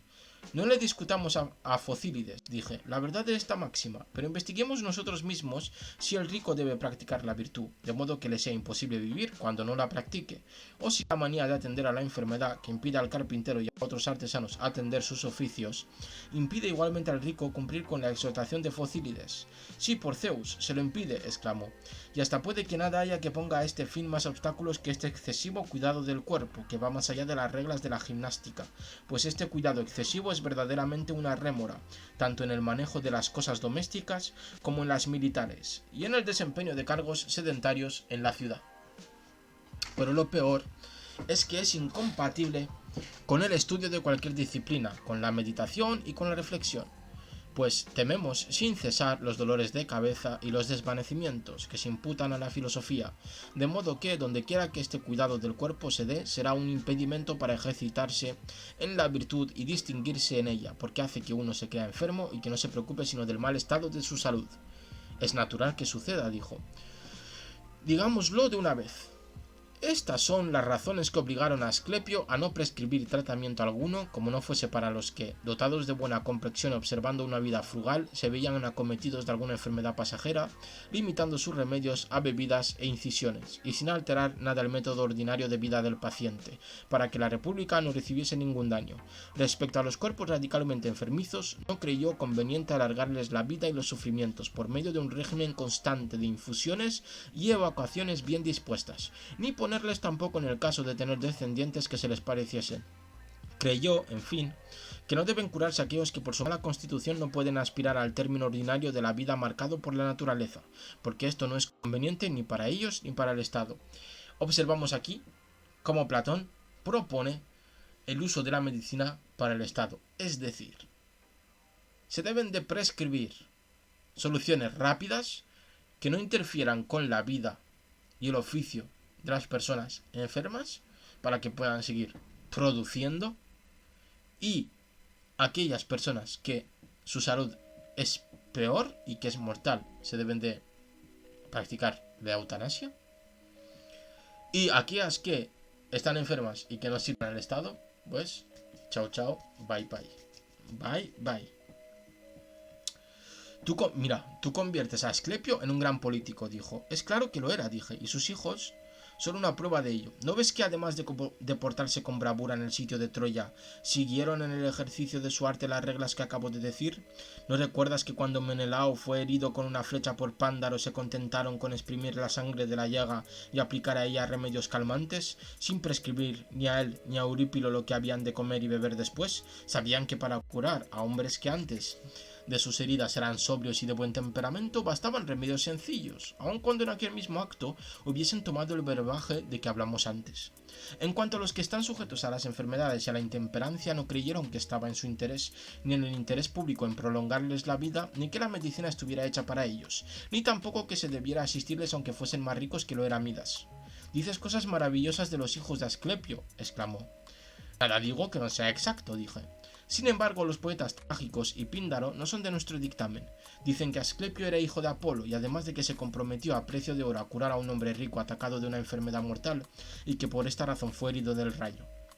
Nosotros, según lo que sentamos arriba, no daremos crédito a las dos partes de esta historia. Si Asclepio era hijo de un dios, no pudo cegarle la codicia, y si le cegó, no era ya hijo de un dios. Vemos aquí cómo, pues, practican la censura que explicaban antes. Si Asclepio era hijo de Dios, no podía hacer cosas malas. Y como no podía hacer cosas malas, pues todo lo que se diga malo de él debe ser censurado para que solo quede la parte buena. Tienes razón, Sócrates, dijo, pero respóndeme a esto. ¿No es preciso que nuestro estado se halle provisto de buenos médicos? ¿Y pueden hacerse tales de otro modo que tratando a la mayor cantidad de personas sanas y enfermas? En igual forma. ¿Puede uno ser buen juez si no ha tratado con toda clase de caracteres? Sin duda, convine. Quiero que tengamos muy buenos médicos, pero ¿sabes lo que yo entiendo por esto? Si tú me lo dices, respondió. Es lo que voy a hacer, dije, pero tú has complicado en la misma cuestión dos cosas bien diferentes. ¿Cómo? Preguntó. ¿Se hará más hábil médico? Dije, aquel que, después de haber aprendido a fondo los principios de su arte, haya tratado desde su juventud el mayor número de cuerpos mal constituidos, y que enfermizo él mismo haya tenido toda clase de enfermedades, porque no es mediante el cuerpo como los médicos curan el cuerpo, porque entonces nunca deberían ellos estar natural o accidentalmente enfermos. Es mediante el alma, la cual no puede curar, como es preciso, cualquier mal si ella a su vez está enferma. Vemos aquí que Sócrates nos explica que es un médico hábil. Esto es exacto, asintió. Mientras que el juez, amigo mío, como tiene que gobernar el alma de otro mediante la suya, no necesita haber frecuentado desde muy temprano el trato de almas perversas, ni haber cometido él mismo toda clase de crímenes, para conocer desde luego la injusticia de los demás por la suya propia, como puede el médico juzgar por sus enfermedades de los demás. Es preciso, por el contrario, que su alma sea pura, exenta de vicio en la juventud, para que su bondad le haga discernir más seguramente lo que es justo. Por esa razón, los hombres de bien son en su juventud sencillos y están expuestos a ser seducidos por la astucia de los malos, porque no tienen en sí mismos ningún modelo que les permita identificar a los malos. Es cierto que son muchas veces engañados, dijo. Así proseguí que un buen juez no puede ser joven sino anciano, que haya aprendido tarde lo que es la injusticia, que la haya estudiado por mucho tiempo, no en sí mismo, sino en los demás, y que la distinga bien antes por ciencia que por experiencia. Aquí vemos que Sócrates explica qué es lo que sería un buen juez. Sí, ese es un juez excelente, según parece, dijo. Un buen juez, tal como tú reclamabas, proseguí, porque el que tiene el alma buena es bueno, pero el hombre hábil y suspicaz, avezado a la práctica de la injusticia, y que se cree astuto e inteligente, no aparece tal sino cuando tiene que habérselas con otros semejantes a él, porque su propia conciencia le advierte la necesidad de estar entonces en guardia. Mas cuando se encuentra con hombres de bien, avanzados ya en edad, entonces su incapacidad se muestra en sus desconfianzas y en sus sospechas indebidas. Se ve que ignora lo que son la rectitud y la franqueza por no tener en sí mismo un modelo de estas virtudes, y que si pasa más bien por inteligente que por ignorante a sus ojos y a los del vulgo, es porque tiene más tratos con los malos que con los hombres bien. Eso es exactamente cierto, convino. No es pues el juez bueno y sabio que necesitamos, sino uno que sea tal como yo lo he descrito antes, porque la maldad no puede conocerse a fondo a sí misma y conocer la virtud, sino que la virtud, auxiliada por la educación y al cabo de los años, se conocerá a sí misma y conocerá el vicio, y así la verdadera sabiduría es patrimonio del hombre virtuoso y no del hombre malo. Pienso como tú, dijo. Por consiguiente, establecerás en nuestra república una medicina y una judicatura que sean como acabamos de decir, y que se limiten al cuidado de los que han recibido de la naturaleza un cuerpo sano y un alma bella. En cuanto a aquellos cuyo cuerpo está mal constituido, se los dejará morir y se castigará con la muerte a aquellos cuya alma es naturalmente mala e incorregible. Perfecto. Perfecto. ¿Qué os parece este estado, Grandioso estado, perfecto estado. Un estado en el cual los que son buenos y tienen buen alma se les deja vivir y se les cura, y los que son malos y tienen mal alma se les pasa por la guillotina. Me parece precioso. Estamos creando un país espectacular. Es lo más conveniente para ellos y para el Estado, aprobó. Es evidente que nuestros jóvenes, continuó, educados en los principios de esta sencilla música que hace nacer en el alma la templanza, obrarán de manera que no tendrán necesidad de los jueces. Sin duda, respondió. Y el músico, si observa las mismas reglas respecto de la gimnasia, podrá pasarse sin médicos fuera de los casos de necesidad. Así me parece. En los ejercicios del cuerpo se propondrá, empero, sobre todo, aumentar la fuerza moral, más bien que el vigor físico. A diferencia de los otros atletas que, fieles observantes de un régimen, solo se proponen hacerse más robustos. Muy bien, dijo él. ¿No es cierto, mi querido Glaucón, continué, que en contra de lo que muchos otros imaginan, la música y la gimnasia no han sido creadas, la una para formar el alma, la otra para formar el cuerpo? ¿Para qué si no? Preguntó. Me parece que ambas han sido creadas para formar el alma principalmente, dije. ¿Cómo? ¿Has tenido cuidado de observar, pregunté, las condiciones de carácter de los que durante toda su vida se consagran en exclusiva a la gimnasia o a la música? ¿Qué pasa con ellos?, preguntó a su vez. Que los unos son duros e intratables, y los otros blandos y muelles, aclaré. En efecto, dijo. He observado que los que únicamente se dedican a la gimnasia adquieren por lo ordinario más rudeza de la debida, y que los que solo han cultivado la música tienen una suavidad que no les hace mucho honor. Y sin embargo, semejante rudeza, dije yo, no puede darse sino en un carácter ardiente y lleno de fuego, que produciría el valor si estuviese bien cultivado, pero que cuando se hace demasiado tirante degenera en dureza y brutalidad. Así lo pienso yo, asintió. Y la dulzura no es señal de un carácter filosófico que, si se relaja demasiado, se convierte en excesiva suavidad, pero que si se le cultiva como es debido se convierte en mansedumbre y gentileza. Es cierto, pero nosotros queremos que nuestros guardianes reúnan estos dos caracteres. Sí, es necesario. Es preciso, pues, buscar el medio de ponerlos en armonía. Sin duda, porque el acuerdo entre ellos hace al alma a la vez valiente y moderada. Sí, y su desacuerdo la hace cobarde y grosera. Sí, desde luego. Recordar que estos filósofos griegos estaban fuertes y te metían un buco, ¡pam!, y te dejaban durmiendo en el suelo. Así pues, cuando un hombre dedicándose por entero a la música, sobre todo a las armonías dulces, suaves y lastimeras, la deja insinuarse y deslizarse suavemente en el alma por el canal del oído, y pasa toda su vida cantando y dejándose llevar por la belleza del canto, ¿no es cierto que el primer efecto de la música es dulcificar su valor, lo mismo que el fuego ablanda el hierro, y aflojar esa tirantez que le inutilizaba antes y la hacía de difícil trato? Pero si continúa entregándose a su hechizo sin contenerse, ese mismo valor desaparece y se derrite poco a poco, cortados por así decir los nervios del alma, y el tal no es ya más que un guerrero pusilánime.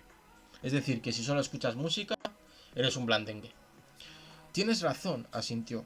Este efecto no tardará en producirse, continué, si ha recibido de la naturaleza un alma sin fogosidad. Si es fogosa, en cambio, bien pronto su coraje, al debilitarse, se hace inestable.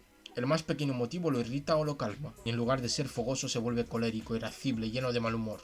Es cierto, pero que el mismo hombre se dedique a la gimnasia, que se ejercite, que coma mucho y que desprecie enteramente la música y la filosofía, no le infundirá su buen estado corporal al pronto arrogancia y coraje, no se tornará más valiente que antes, sin duda, pero si no se ocupa de nada más, si no tiene comunicación con las musas y su alma, aun cuando tenga algún deseo de aprender, no cultiva ninguna ciencia, ningún estudio, ninguna conversación, ni en fin, parte alguna de la música, ¿no se hará insensiblemente débil, sorda y ciega a causa del poco cuidado que ella pone en despertarse, alimentarse y purificar sus sensaciones? Así es, dijo.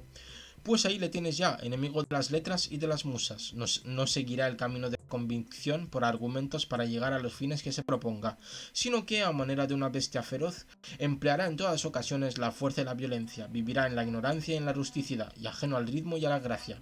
Aquí observamos que incluso en la antigua Grecia existían los canes. Absolutamente, dijo. Los dioses han hecho a los hombres, pues según parece, el presente de la música y de la gimnasia no con objeto de cultivar el alma y el cuerpo, porque si este último saca alguna ventaja es solo indirectamente, sino para cultivar el alma sola y perfeccionar en ella el amor al saber y el coraje, concertándolos, ya dándoles expansión, ya conteniéndolos dentro de justos límites. Me parece que así es, convino. Vemos aquí que lo que propone Sócrates es que los dioses nos han dado a nosotros la música, lo que sería la filosofía, el arte, y la gimnasia, lo que sería entrenar el cuerpo, ahí ponernos fuertes, y que nosotros debemos saber compaginar ambas cosas para mantenernos prudentes, moderados y ser hombres buenos. Porque si nos vamos para un lado o para el otro, pues desperdiciaremos todos los beneficios que darían para el alma y para nuestro cuerpo indirectamente estas dos disciplinas tan importantes que nos han regalado nuestros queridos dioses que están sentados observándonos en el Olimpo. Por consiguiente, el que ha llegado a encontrar el debido acuerdo entre gimnástica y música y las aplica como conviene a su alma, merece mucho más el nombre de músico y posee mejor la ciencia de las armonías que aquel que se limita a templar las cuerdas de su instrumento. Probablemente, Sócrates dijo. Así pues, podrá subsistir, mi querido Glaucón, nuestra constitución si el Estado no tiene a su cabeza un hombre de este carácter que la gobierne. Es de absoluta necesidad una persona de tales condiciones.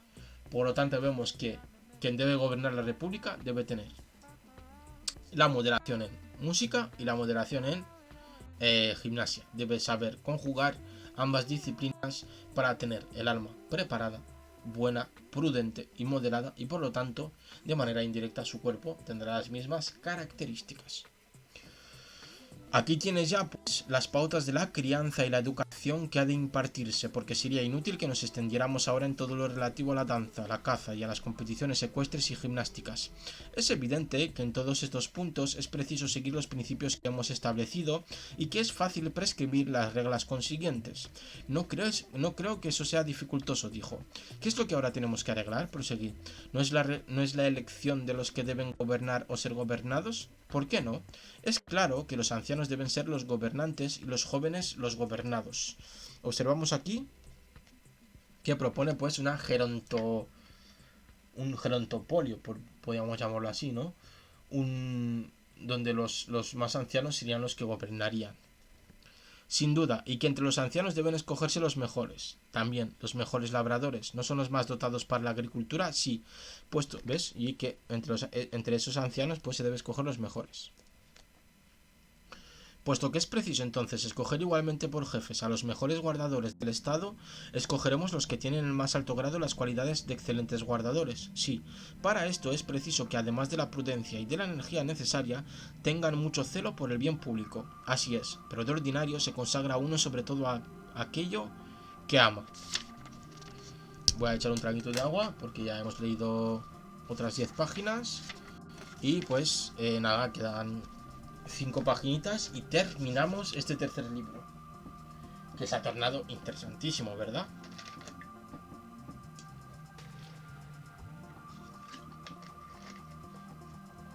Uf,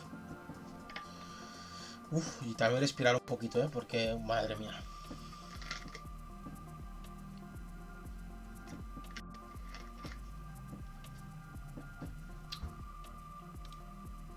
Vamos allá. Forzosamente. Y amamos sobre todo las cosas cuyos intereses son inseparables de los nuestros, y de cuya desgracia o felicidad estamos persuadidos que depende nuestra felicidad o nuestra desgracia. Es cierto, dijo. Escojamos pues entre todos los guardianes aquellos que, previo un maduro examen de toda su vida, nos parezca más dispuestos a procurar el bien público y de ningún modo a lo contrario. En efecto, esos son los que nos convienen, convinó. Creo que será oportuno seguirles en sus diferentes edades, observar si son constantemente fieles a esta máxima y si la seducción o la coacción no les ha hecho perder alguna vez de vista y arrojar de sí la obligación de trabajar por el bien público. ¿Pero qué entiendes por arrojar de sí?, preguntó. Voy a explicártelo, contesté. Las opiniones abandonan nuestro espíritu de dos maneras, o de buen grado o a pesar nuestro. Renunciamos de buen grado a las opiniones falsas cuando se nos desengaña, y abandonamos a pesar nuestro las que son verdaderas. Aquí vemos pues, no sé, lo que dice Platón en boca de Sócrates, pues de las opiniones de nuestros cambios, en este caso de ideas, ideológicos, ¿no? Y cuáles son las maneras que nosotros tenemos de cambiar, ¿no? De opinión o de parecer. Concibo fácilmente el primer punto, pero no comprendo el segundo, dijo. ¿Qué? ¿No concibes, proseguí, que los hombres renuncian al bien a pesar suyo y renuncian al mal de buen grado? ¿No es un mal separarse de la verdad y un bien el encontrarla? ¿No es encontrarla tener una opinión exacta de cada cosa? Tienes razón, dijo. Concibo ahora que los hombres renuncian a pesar suyo a las opiniones verdaderas. Esta desgracia no puede, pues, sucederles sino mediante robo, por encantamiento o por violencia. No entiendo esto tampoco muy bien, dijo. Me sirvo al parecer de expresiones trágicas, aclaré.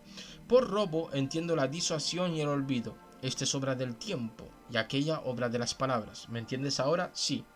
Por violencia entiendo la pena y el dolor, que obligan a mudar de opinión. Lo concibo y tienes razón, dijo. Creo que comprenderás sin dificultad que el encantamiento obra sobre los que mudan de opinión, seducidos por el atractivo del placer y por el temor de algún mal. Pues aquí vemos que Sócrates nos explica que se puede perder la opinión por diferentes razones. Por robo, ¿vale? Por violencia o por seducción. Sin duda, dijo, puede mirarse como un encantamiento todo lo que produce en nosotros engaño. A nosotros toca, pues, observar, como dije antes, los que guardan más fielmente su propia convicción de que debe hacerse todo lo que se juzgue que exige el bien público, experimentarlos desde la infancia, poniéndolos en circunstancias en que más fácilmente pueden olvidar esta máxima y dejarse engañar, y aprobaremos a aquel que más fácilmente la conserve en la memoria, y que sea, por lo tanto, el más difícil de seducir, y desecharemos al que no. ¿No te parece? Sí. Enseguida los pondremos a prueba de trabajos, de combates, de dolor y veremos cómo la soportan. Muy bien, asintió.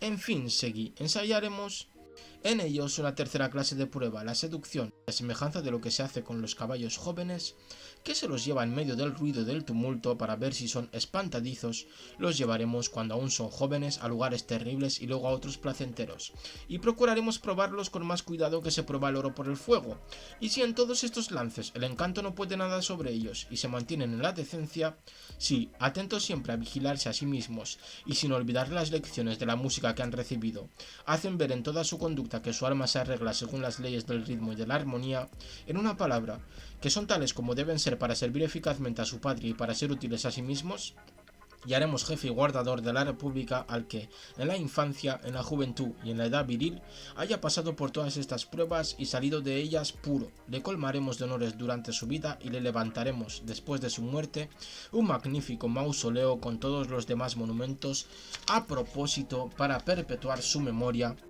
Los que no reúnan estas condiciones los desecharemos. He aquí, a mi parecer, mi querido Glaucón, en suma e imperfectamente, de qué manera debemos conducirnos en la elección de gobernantes y guardianes del Estado. Aquí vemos cómo se debe elegir, a quién debe guardar nuestro Estado. Se le debe someter a las pruebas, tanto violentas como de seducción, y si las aguanta, si las puede sobrellevar, si se mantiene firme, moderado y bueno, entonces sí que podrá guardar nuestro estado. Si no, se le desechará. Soy de tu dictamen, dijo. ¿No son estos los que debemos mirar como los verdaderos y los primeros guardianes, tanto respecto de los enemigos como de los ciudadanos, para quitar a estos la voluntad y a aquellos el poder de dañar, no siendo los jóvenes a quienes damos el título de guardianes realmente más que ministros e instrumentos del pensamiento de los magistrados? Y hay una nota abajo en la página que dice lo siguiente.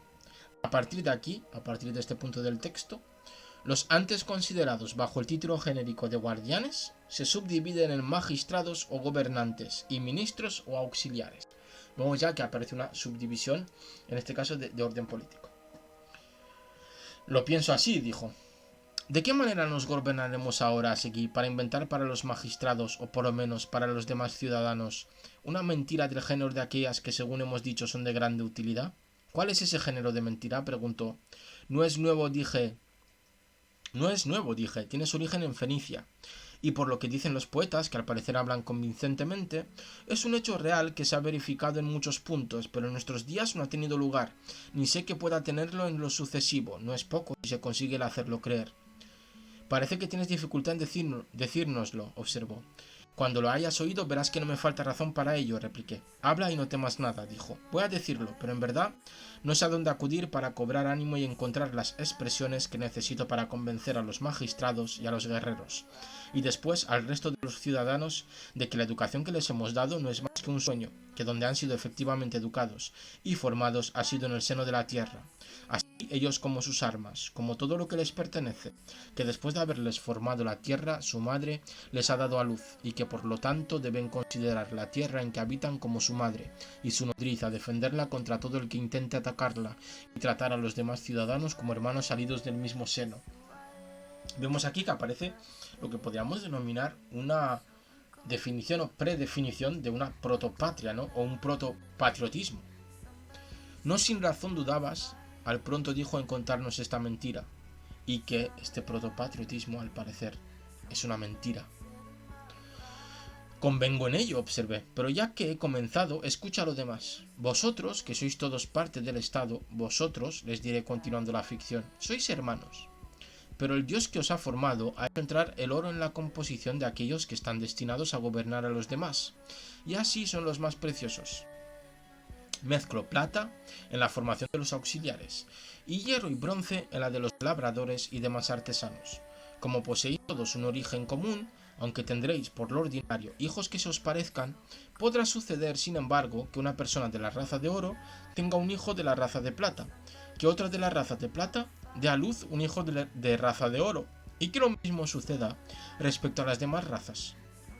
Ahora bien, este dios previene principalmente a los magistrados que de todas las cosas de las que deben ser buenos guardianes, se fijen sobre todo en el metal que se compone el alma de cada niño, y si sus propios hijos tienen alguna mezcla de hierro o de bronce, no quiere que se les dispense ninguna gracia, sino que se les releguen al estado que les conviene, sea el de artesano, sea el de labrador. Quiere igualmente que, si estos últimos tienen hijos en quienes se muestren el oro o la plata, se los eduque a los de plata en la condición de auxiliares, y a los de oro en la dignidad de guardianes, porque hay un oráculo que dice que perecerá la república cuando sea gobernada por el hierro o por el bronce. ¿Sabes de algún medio para hacerles creer esta fábula? Vemos aquí la milonga que les va a contar, o que pretende contarles Sócrates, al pueblo, para que acepten un status quo en concreto. No veo que sea posible, respondió, convencer a las personas de que hablamos, pero creo que se podrá conseguir que es de sus hijos y de todos los que después nazcan. Comprendo lo que quieres decir. Esto sería excelente para inspirarles más aún el amor al Estado y a sus conciudadanos. Que esta invención tenga todo el éxito que la fama quiera darle.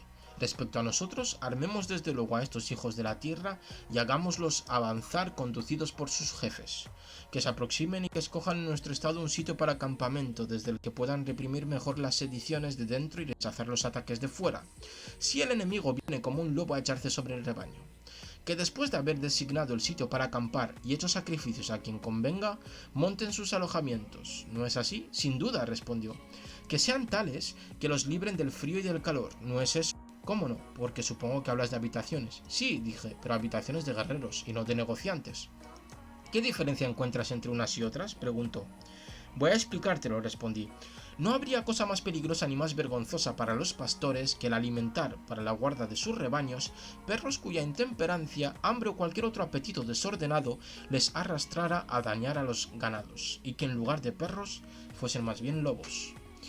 Sería terrible, asintió. ¿Cómo no? Procuremos, pues, a todo trance que los ministros no hagan lo mismo respecto a sus conciudadanos, tanto más cuanto que tienen en su mano la fuerza y que en lugar de ser sus defensores y protectores, puedan convertirse en sus dueños y tiranos. Es preciso prevenir este desorden, convino, pero ¿no es el modo más seguro de prevenirlo darles una excelente educación?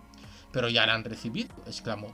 Entonces, dije yo, aún no tenemos plena seguridad, mi querido Glaucón. Lo que hay de cierto es, como antes dijimos, que una buena educación, cualquiera que ella sea, les es necesaria, especialmente en un punto muy importante, que consiste en que tengan dulzura tanto los unos respecto de los otros, como respecto de todos aquellos cuya defensa les está encomendada. Tienes razón, dijo. Además de esta educación, todo hombre sensato habrá de convenir en que las habitaciones y bienes que se les asignen deben ser tales que no les impidan ser excelentes guardadores ni les induzcan a dañar a sus conciudadanos. Y tendrá razón. Mira pues, dije yo, si el género de vida y la clase de habitación que les propongo son propios para este objeto. En primer lugar, que ninguno de ellos tenga manada suyo, a no ser lo absolutamente necesario. No tengan ni casa ni despensa donde no pueda entrar todo el mundo. En cuanto al alimento, que necesitan guerreros sobrios y valientes, sus conciudadanos se encargarán de suministrárselo en justa remuneración de sus servicios, y en términos que ni sobre ni falte durante el año. Que coman sentados en mesas comunes y que vivan juntos como deben vivir los guerreros en el campo. Que se les haga entender que los dioses han puesto en su alma oro y plata divina, y por consiguiente que no tienen necesidad del oro y de la plata de los hombres, que no les es permitido manchar la posesión de este oro inmortal con la del oro terrestre, que el oro que ellos tienen es puro, mientras que el de los hombres ha sido en todo tiempo origen de muchos crímenes.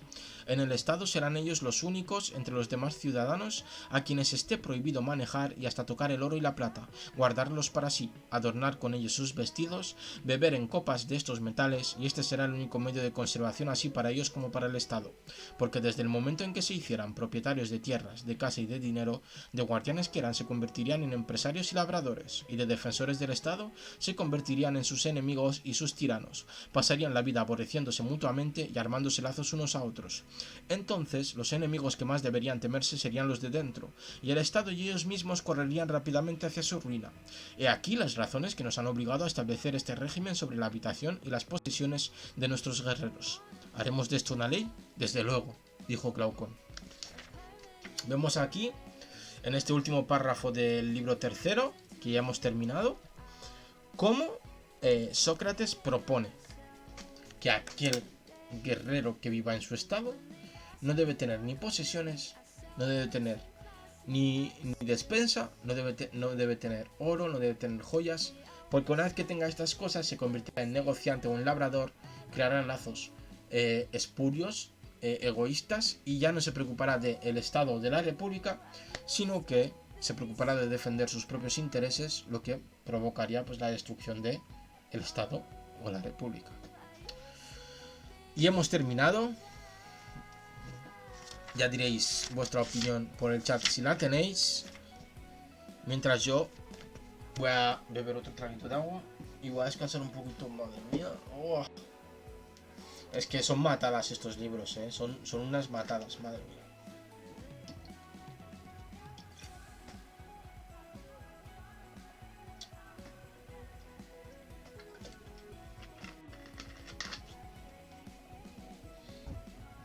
Pero de normal veo que duran lo mismo, así que ningún tipo de problema. Pues sin más dilación, voy a acabar con una cita, como siempre es habitual en los directos, y esta vez citaremos quién debe vivir y quién debe morir en la república o el estado que estábamos creando junto a Sócrates, junto a Platón. Dice así: por consiguiente, establecerás en nuestra república una medicina y una judicatura que sean como acabamos de decir, y que se limiten al cuidado de los que han recibido de la naturaleza un cuerpo sano y un alma bella. En cuanto a aquellos cuyo cuerpo está mal constituido, se los dejará morir, y se castigará con la muerte a aquellas cuyo alma es naturalmente mala e incorregible. Buenas noches.